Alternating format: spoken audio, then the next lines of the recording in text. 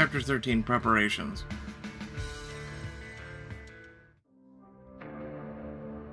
This is the first thing you're aware of, is the rushing sound of water, followed by a throbbing ache in your bones and the feeling of being dragged across wet grass.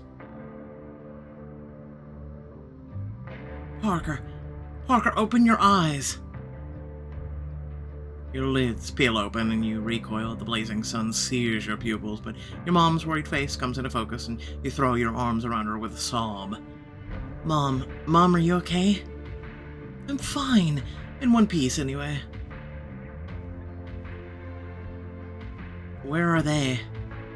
Gabriel and Cass, are they okay? Over here, Parker.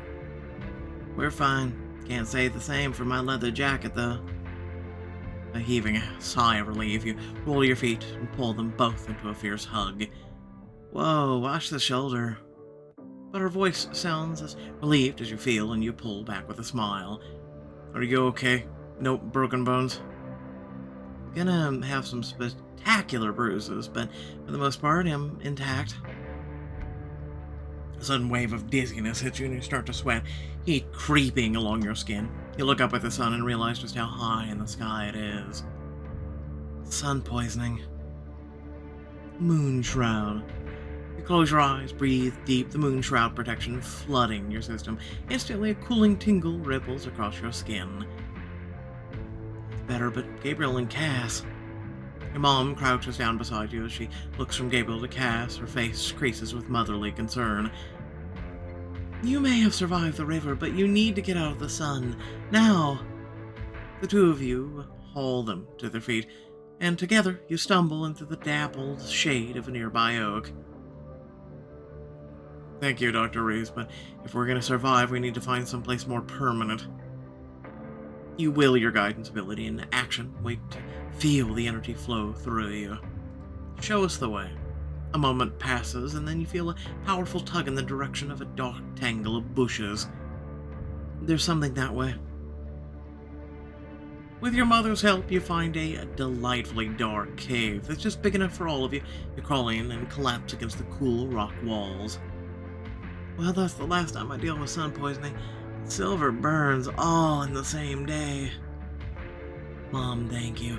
If it wasn't for you, we would have never gotten out of there. Seriously, Dr. Reese, you're an actual lifesaver. She gives you a tremulous smile and then covers her face and bursts into tears. No, I'm not. If it wasn't for me, you wouldn't have been there in the first place. I'm so sorry I didn't trust you, Parker. I realize now how patient and open you've been with me, and how can you ever forgive me? Mom, I'm the one who needs to be forgiven. I lost control and almost killed you. I'll have to live with that for the rest of my life. That night in the kitchen made everything come flooding back. Principal Yao, Dr. Julius, the Nexus, those vile creations. I remember it all. How dare they make me forget? How dare they order you to cut your mother out of your life? How dare they try to steal my baby from me again? So you don't hate me for not telling you and for being a monster?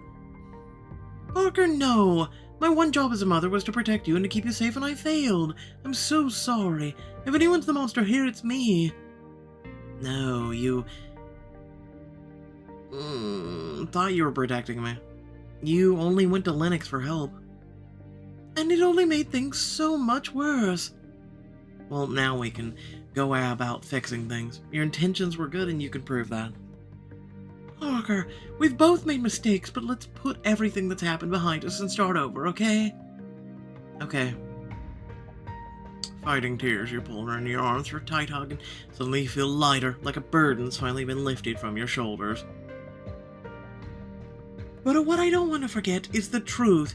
You're a vampire and my kid, and no matter what, I'll always love and take care of you.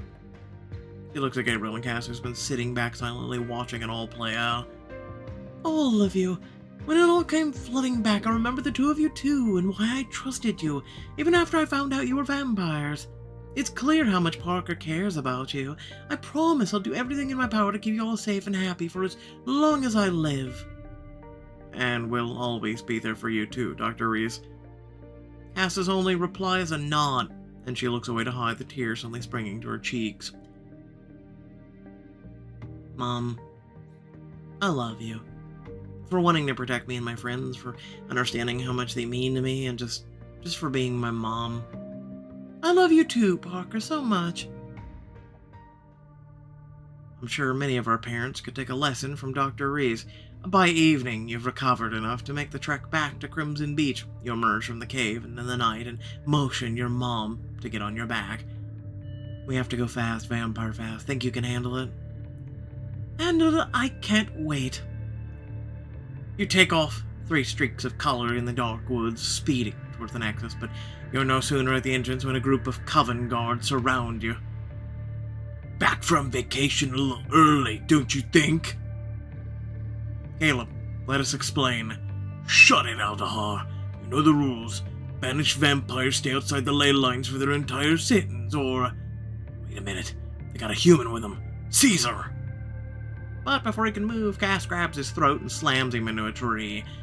Lay one finger on Parker's mom. They're gonna need a crowbar to pry my foot out of your... Let him go, Harlow. Assault on a vanguard is a major offense. Coven rules. That's enough. I get you're just doing your job, but this is more important than Coven rules. You have to let us in. We need to warn the elders. Warn them about what?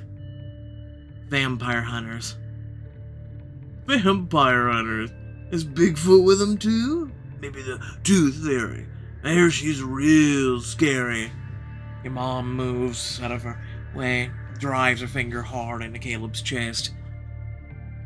Listen to me, young man. Everything my daughter says is true. Vampire hunters are real and they're coming to kill you. Now let us inside. Unless you don't want to know about their silver weapons. Silver weapons? Talismans, crates, and crates of them.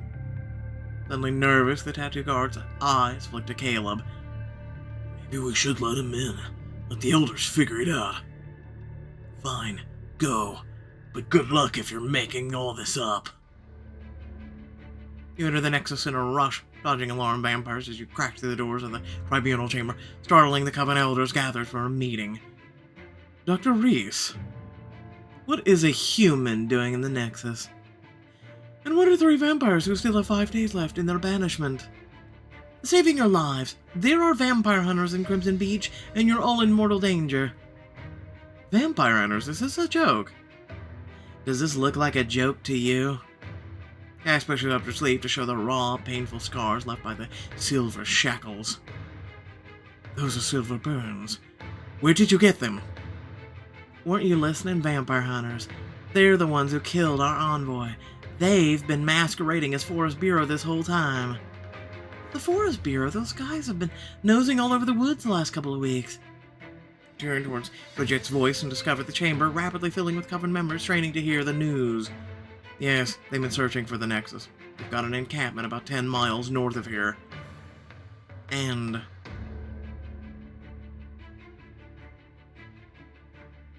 they've got a warehouse full of weapons.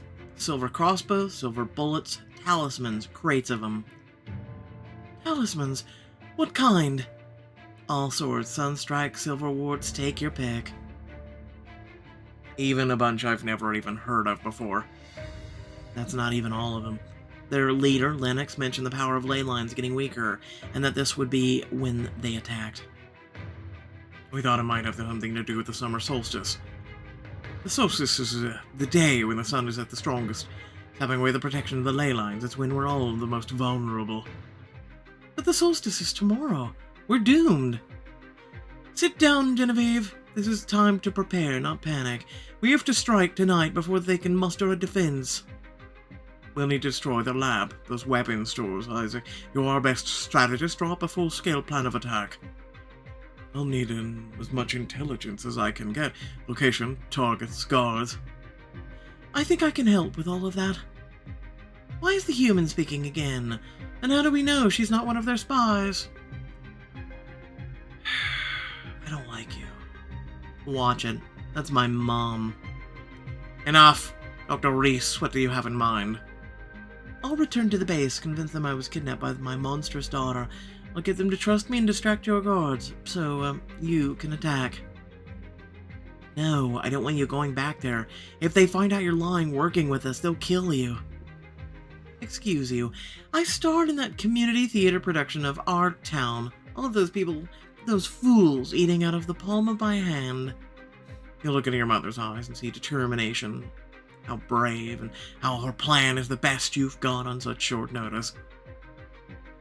Astria Lewin, I can't believe I'm saying this, but my mom's right. She can help us in a way no one else can. Dr. Reese was quite helpful during the Creator invasion last year. Helpful. Lewin used her to gather the humans as bait.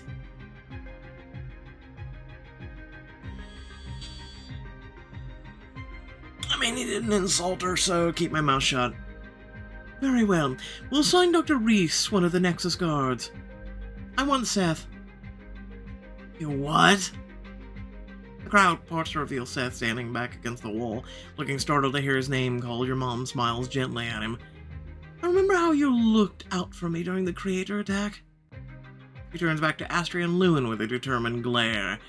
Aside from my daughter, Cass and Gabriel, Seth is the only vampire I trust and the only one I would feel safe with going with me. I won't let you down, Dr. Reese. Very well, get going. You have a long way to travel and the night is short. Our fate is in the hands of a fledgling vampire and an amateur actress. May the ancestors help us all. You escort your mother and a nervous but determined Seth to the mouth of the Nexus for an emotional goodbye. I promise you, Parker, I'll guide your mom with my life. I know you will.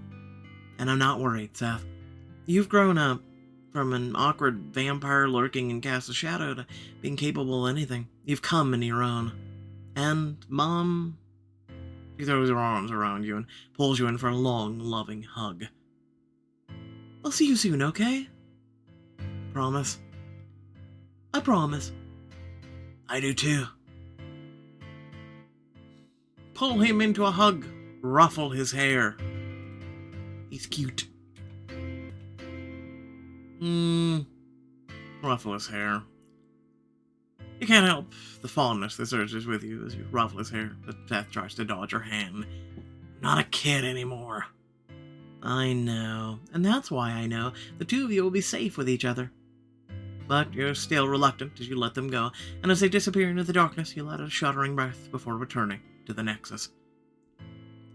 Gabriel and Cass meet you just inside, where the halls have already turned into a flurry of activity as everyone prepares for the imminent Hunter attack.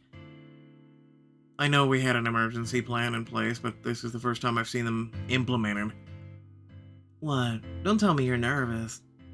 That's not... Cassie Harlow! Whatever it is, I didn't do it. Spin around just as a story emerges from the chaos, her stern glare pinned solidly on Cass. As far as I can tell, you're not doing anything. Get down to the armory, gather up the weapons now. Aye, aye, Captain. Astoria shakes her head and waits at the storm of activity, shouting orders as she goes. I should probably find Lewin, ask if he has an assignment for me. I'll see you guys later.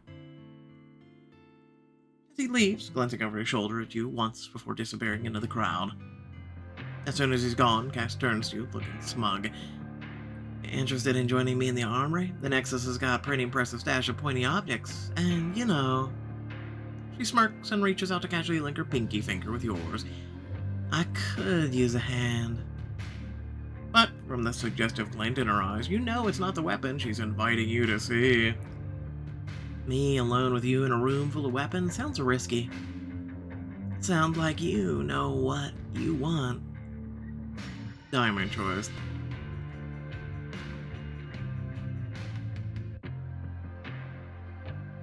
Well, when you put it like that, how could I say no? She smirks, widening to a knowing smile, and she throws her arm around your shoulder. Knew we were on the same page, come on. Cass guides you through the crowded, twisted corridors and then down a flight of stairs to a tall set of doors that she opens with a theatrical push. The lights blink on to reveal rack upon rack of weapons, ancient daggers, needle-sharp darts with feather-fletching, looped, braided leather bolas. Wow, you weren't kidding. This place is a closet of murder. You hear the latch click and turn to find Cass leaning back against the closed doors, watching with a self-satisfied grin. Just couldn't resist a little alone time with me, could you? Ego check, please. I'm here for the pointy objects, remember? She snorts a laugh and saunters towards you, eyelid running her hand down the line of deadly steel blades. Yeah, keep telling yourself that, but I think we both know the real reason you're here. She tucks a finger under your chin, the quirk of her eyebrow silently daring you to tell the truth, and suddenly you don't want to play games anymore. Not now, when your lives are on the line. You're right, I did want some time alone with you because, in case... You heave a sigh and look away, your next words coming out in a whisper. In case it all goes wrong, in case we don't come back. Hey. She loops her arm around your waist and pulls you against her thumb brushing the corner of your frown. She gives you a smirk. Don't go all emo on me now, new girl. Not when we got a horde of vampire hunters breathing down our necks. But beneath the ever-present roguish grin, you can tell the same fears lurking in her heart. You lean forward and brush your lips to hers, and instantly she responds, lips parting, tongue twining slowly with yours. You feel a pang when she pulls away, and her words are a breath against your cheek. Parker, it's gonna be okay, I promise. You circle your arms around her waist and bury your face into the curve of her neck. I don't want to lose you, Cass. She tips your head back, her eyebrow quirked at a skeptical angle. Look who you're talking to. I'm the bad penny of vampires. I'm impossible to lose. You huff a laugh, and all for a moment all your fears evaporates as you lose yourself in the roguish glint in her silver eyes. Yes. Kiss me. I don't know. Maybe we should... Oh, shut up. With a laugh, you grab her collar, yank her forward, your lips meeting hers in a fiery, gasp-inducing kiss. Her hands lie down your back to your bottom, digging hard into your flesh, blushing your hips flush to hers. You moan her name. Yes. You grab her shoulder, slamming her back against the wall so hard the blades rattle in their metal holders. Watch it, don't want to impale me on any of the pointy, slicey, cutty things. You laugh, but as you look up at the weapons, an idea forms in your head. I'm going to cut her shirt off with a dagger, tease her with a feather dart, tie her wrists with bolas. Meh. With a wicked grin, you grab one of the bolas from the rack and twine the leather braids around her wrists in one swift move. Whoa, if you wanted me at your mercy, you could have just asked, but... She grins and with a yank, wrenches her wrists apart, snapping the bolas. Hey... If this was some time attempt to get me, keep my hands off you, you got the wrong vampire. If she pushes you back, presses you flush to the wall with her body, her hips grinding into yours and lips devouring you, her hands everywhere. Parker... You tug frantically at the edge of her jacket. She shrugs it off. You grab her face and pull her back for another ferocious kiss. Wordlessly, you sink into the floor, rolling against each other in the wild frenzy of gasps and tangled limbs. Wait. You pause to catch your breath and press your forehead to hers, her cheek cupped softly in your hand. There's so many things you want to say, you need to say. Cass, if... No. But if this is the last time... Then I don't want to talk. I want to remember us together. Pulling back, you search her face, and there's a desperation there that neither of you is able to put into words, so instead you nod. And don't stop kissing me. Her breath catches in her throat, and without another word, her lips capture yours. The kiss is hard, almost desperate. You respond instinctively, arching against her as she pulls your leg up to wrap around her waist. Parker... Her hand slides down the column of your throat and continues until the tips of her fingers are trailing circles of fire around your curves. It's like this desperate, frantic contact between you is its own language, taking place of all things neither of you can say out loud: your fear, desire, hope, and maybe goodbye. Another furious kiss and her hand slides beneath your clothes, setting your skin on fire. You arch, your breath coming in short pants as her hips grind hard against hers. Cass. Shh. You close your eyes and tip your head back, losing yourself in her scent, the feel of her hands, of your bodies pressed so close together. And if this is the last time, you know that this is how you'll remember her, how she wants to be remembered, with fire, kisses, and her voice breathing your name softly in your ear. Parker. The floor is cold, but her chest is warm as you cuddle against her, her head tucked firmly into the curve of her shoulder, and she sighs. What? Nothing is stupid. Knowing you, it definitely is. Jerk. I wish we could be like this forever. You prop yourself on your elbow and look down in her eyes. Me too. You can practically feel your heart beating as she holds eye contact. A shiver runs through you as she brushes her fingertips down your cheek. I love you, Parker.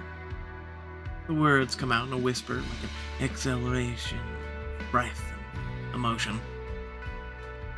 I love you too. In a rush, she cups your face in her hands and pulls you in for a long, lingering kiss. I can never get enough of hearing that. Say it again. I love you, Cass Harlow. I love you. Suddenly, Cass's phone dings loudly with an incoming text. Scowling, she holds it up to read. Astoria, she wants to know where I am. Well, tell her. No thanks. Not for a conversation I want to have, freaking buzzkill. With a growl, she rolls away and helps you to your feet. Come on, let's get back before she comes looking for us. Straighten your clothes and start pulling weapons from the racks, gathering as many as you can hold, but just as you're about to leave... Hey, you. She backs you against the door, startles you with a hard, hot kiss. What was that for? For luck. Now come on. We got a war to win. When you and Cass return upstairs, you find Gabriel waiting for you along with Lewin. There you are. I'm listing you 3 to help fortify the Chamber of Laws. The Chamber of Laws? That's the heart of the Nexus. The Hunters couldn't penetrate that deep, could they? I hope not, but if they overcome our defenses during a daylight attack without the protection of the ley lines, we will retreat to the chamber. Block off all but one of the entrances and remember to secure all Nexus artifacts. 3 of you hustle to the chamber, where you find piles of sandbags and building equipment stacked in the corner. We should split up. I'll take the north entrance, and I'll take everything else. New girl? I'll help Gabriel, since we haven't actually got to spend a moment with the guy. Good choice. If anybody needs help here, it's Golden Boy. But as she begins to pile sandbags against the far door, you catch her watching Gabriel with a jealous stare. Come on, let's start with nailing up these planks.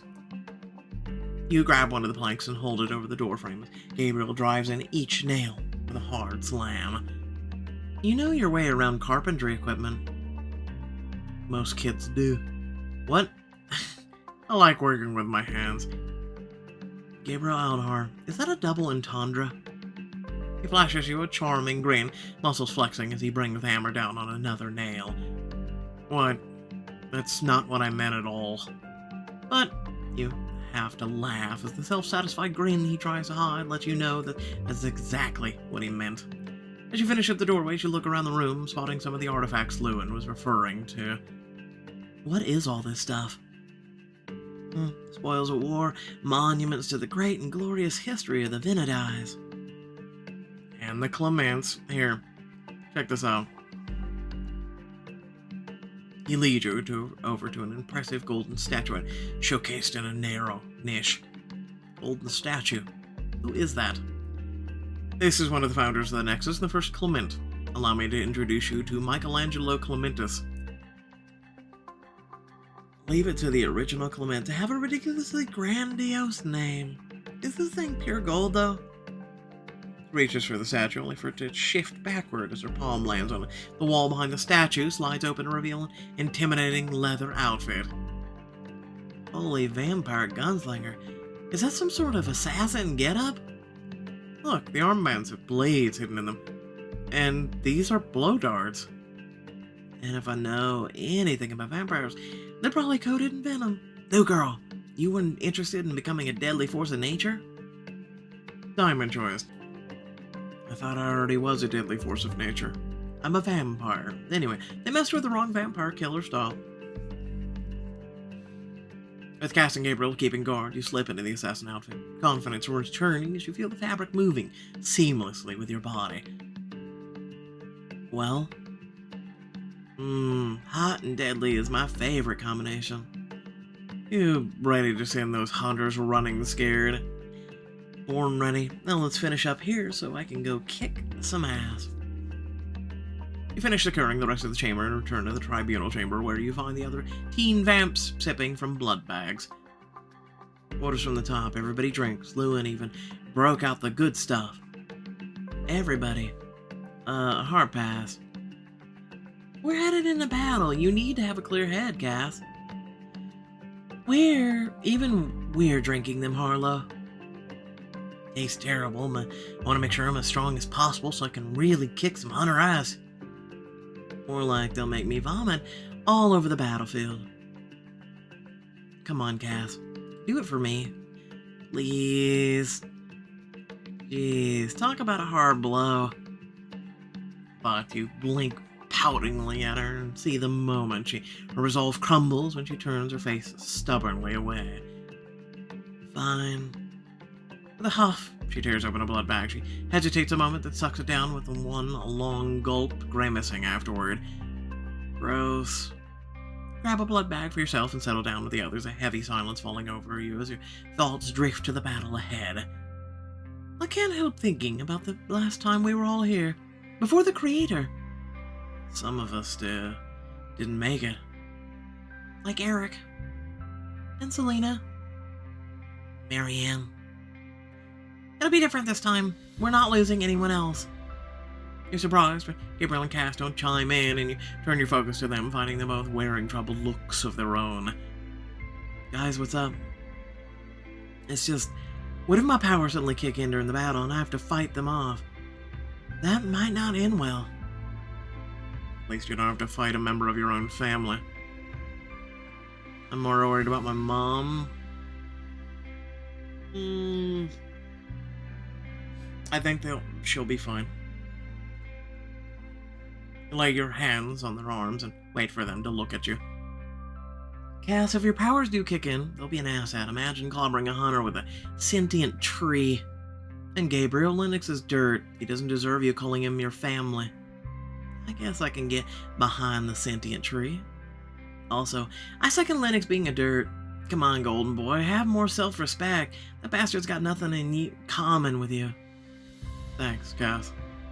The mood shifts slightly, but it's bittersweet. The thought of the two of them going into battle makes anxiety knot in your chest. Promise me we're all gonna survive this? You share a private glance and you see something solemn pass between them. Something that looks like an agreement, and suddenly you just know. Guys, if you think about sacrificing yourselves for me, why are the three of you still here? Your blood break was over half an hour ago. Your heads whip around to find Astoria glaring at you from the doorway and the rest of them teen vamps gone. Guys, go help distribute the weapons you brought up. Whatever you say, Commander. Cass slouches off, hands in her pockets, with Astoria following behind her. You redouble your attention on Gabriel. Gabriel, if you and Cass have talked about doing anything reckless to keep me safe, everything will be fine, Parker. Gabriel, take care of yourself for once. It's always me, always. But what about you? Can't you just be selfish for once? But I am. Do you get it? This is 100% me being selfish. Cups your face, lifting your chin until his eyes are gazing down into yours. You're the best thing that's ever happened to me, so of course I'm putting you first. You jump as your throat clears behind you. Lewin's steady silver gaze rests on the two of you. Gabriel, I need you to get the remaining blood bags from the storage room. Parker, you're to distribute them in the hall. I'd like Parker to help me. Your head waves towards Gabriel, whose gaze is already on you, deep and intense. Your skin, or heart, skips a beat, and suddenly it's like you're the only two people in the Nexus. If she'd like to. Very well, get to work. Gabriel doesn't look away from you as Lewin leaves, the intensity of his gaze communicating everything he isn't saying aloud. He wants me to spend those final moments before the battle with him badly. Diamond choice. My god, is that a new background I spy? Man, they've really pulled out the stops with the bags. They're all the same.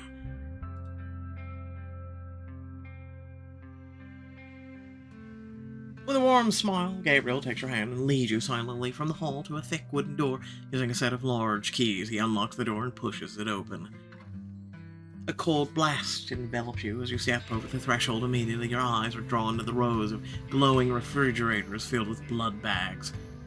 It looks like the blood bank at the hospital. Lewin designed it himself to function just like it. Here, check this out. Gabriel places his hand at the small of your bag, making your heart thrill as he guides you over to a gently humming computer panel. The whole place is integrated into his database. The supplies are sorted by date drawn and blood type. If you type in your name, it'll even tell you the day of your last feeding, which was 2 minutes ago. Damn, when this is all over, I'm moving down here forever. He huffs a laugh and slides his hand around your waist, but despite the comfort you already feel in his presence, you can't help feeling a sense of nervous anticipation. The computer system's not what he wants to talk about. Something's bothering him. You turn to face him, only to find his gaze at you with a melancholy tenderness in his eyes that make your breath catch in your throat. Hey, why are you looking at me like that? Like when? Like this is the last time you're ever gonna see me? He lets out a long sigh and ducks his head, his forehead bumping gently against yours. Let's be honest, Parker. It could be, and if it is, I want to memorize your face. Gabriel. He shrugs and looks away, almost like he's trying to keep his emotions in check. I'm just glad you decided to come down here with me. I probably should have helped upstairs, but I couldn't stand the thought of spending my last hours before the battle away from you. You hear his breath catch, and he pulls you into his arms, lowering his lips to yours for a gentle, longing kiss. You thread your fingers through his hair, wanting him closer, but the room's so small that when he presses back against you, you immediately backed against the icy glass. Oh. Sorry, here, I'll keep you warm. He wraps his arms around you, and you sigh, basking in the comfort of the strong, steady beat of his heart. Savoring the smell, your body tingles with awareness, and you whisper his name. Gabriel. He kisses you again, making your head spin, and as you put your hand out to steady yourself, your fingers brush against the glass of a refrigerator. An idea striking, you reach inside and pull a blood bag out. You're hungry? In a sense, but this is for you. I want to feed you to lick it off of me. I'm just gonna go with feed you. Gotta keep it PG. You nip the bag open with the tip of your fang and then lift the plastic to Gabriel's mouth. Eyes locked on yours, he takes a sip and swallows. A drop lingers on his lips, and you lean forward to lap it away with one long sweep of your thick tongue. Oh. He's right. You grin at the flustered heat in his cheeks, but before you can retreat, his mouth captures yours. The kiss is hard, demanding, and so intensely hot, your surprised steam is drifting up between you. Parker. His voice is rough with desire, but you hear pain there too. You pull away to cup his face in your hands. What's wrong? He presses his forehead to yours, his words breaking as he replies. I wish this wasn't happening, fighting for our lives. It isn't what I wanted for you, for us. What do you want? I wanted this to be forever.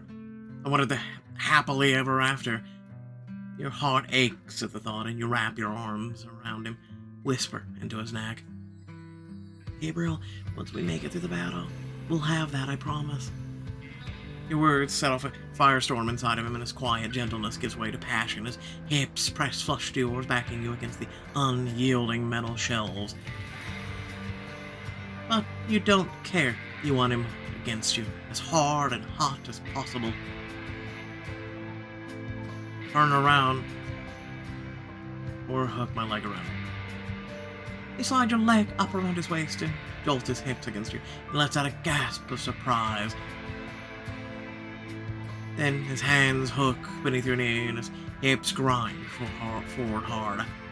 Gabriel, this new closeness, this intimacy sets you on fire. He feels like your entire world surrounding you possesses you, his hands and lips spinning you into a whirlwind of sensation and desire. Never let me go, Gabriel. I want to stay here with you like this forever. Just us in our own little world. And let's forget the hunters in battle. Let's forget everything and make this count. With a smile, he takes your hand and leads you to a spot on the floor, pulling you down into a soft tangle of legs, kisses, and sighs. Parker. You rush your hands across his body, excited by the tension in his flexing muscles, savoring the feel of his skin against yours. For a moment, your fears return as you imagine never being able to touch him like this again. Please don't let this be it. But then he rolls you beneath him, and all you can do is cling to the moment and the warm, solid strength of his arms. Brushes his lips against yours, and his words are as soft beneath breath against your mouth. What should I do, Parker? Tell me what you want. I want you to kiss me. For as long as you want. He brushes his lips to yours, softly at first, then with increasing passion, you wrap your arm around his neck as your tongue slides circles around his. His soft hum sets your nerves ablaze, and you run your hand down the plane of his chest, hard curves of his biceps savoring the warmth emanating from him. He pulls back suddenly, and you blink, focus on his eyes, suddenly so full of sadness that your heart aches. What? I want to look at you, because if this is the last time, I want to remember you just like this. You can't talk like that. But... no buts, now kiss me again, and don't stop. Without waiting for a reply, you crash your lips to his, losing yourself in the softness of his mouth, the feel of his fingers as they trail fire across your skin, and the eternal wonder that is Gabriel. Gabriel. Sometime later, you're lying across his chest, his arm is curled around you, his fingers running lazy lines up and down your back. You feel a rumble beneath your ear as he clears his throat. Parker. A moment of silence, and then he rolls to his side, propping himself up on one elbow to stare deeply into your eyes. Parker, I love you. More than anything. Gabriel, I love you too. I love you so much, Gabriel Aldahar. I'll never get tired of telling you. A smile blooms on his face, bright like the sun. He cradles your face in his hands and pulls you in for a long, joyous kiss. Parker. You're still silently savoring Gabriel's words and what could be your last moments alone together, and then you realize, Gabriel, the bloodbags, everyone's waiting. I know, I just wish... Me too. He sighs against you, then with a rueful smile, helps you to your feet. Come on, let's get back before someone comes looking for us. Trading kisses, longing looks, you straighten your clothes, and then you get back to work, silently gathering as many blood bags as you can carry and return to the hall. What, no Lewin, Colin?